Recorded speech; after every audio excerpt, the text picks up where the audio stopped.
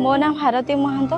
मो husband job करती किंतु तांको सैलरी बहुत ही कम, तेणु मु चिंतारे बहुत रोहुथिली कि केमिति तांकर भी मु हेल्प करि परिबे, फाइनेंशियली हेल्प।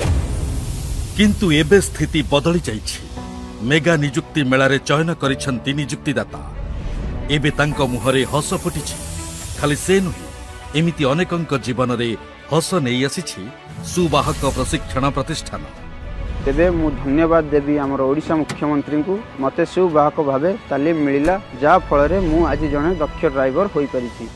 छतियारु केन्दुझर पुणी ब्रह्मपुर रो बनाई पुरुष हुंतु कि महिला, आज एमाने केवल चाकरी पाइबाकू समर्थ हेउछंती ताहा नुहे, दक्ष चालक साजी पालटिछंती सड़क सुरक्षार जने जने ब्रांड आंबासाडर।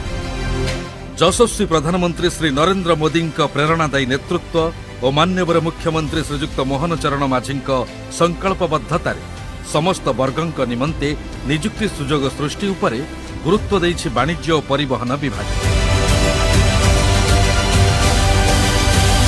ए क्षेत्र में जानचालना प्रशिक्षण और गवेषणा प्रतिष्ठान बा सुवाहक प्रशिक्षण केन्द्र एक गुरुत्वपूर्ण भूमिका निर्वाह करुछि। एठारे संपूर्ण निःशुल्क भारीजान चालना तालीम दिया जाए।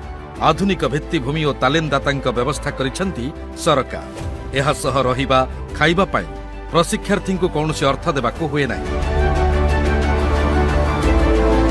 सफल प्रशिक्षार्थी निमंते ड्राइविंग लाइसेंस प्रस्तुति सह प्रोत्साहन राशि भावे एककालीन भत्ता मध्य प्रदान करिथांती सरकार।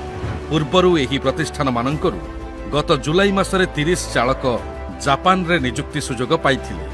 एहापरे पुणी गत सेप्टेम्बर मासरे आयोजित 2 दिवसीय मेगा निजुक्ति मेलारे राज्य और राज्य बाहरर 21 प्रतिष्ठित कंपानी 405 जन चालकों को निजुक्ति देवाकू चयन करिछंती।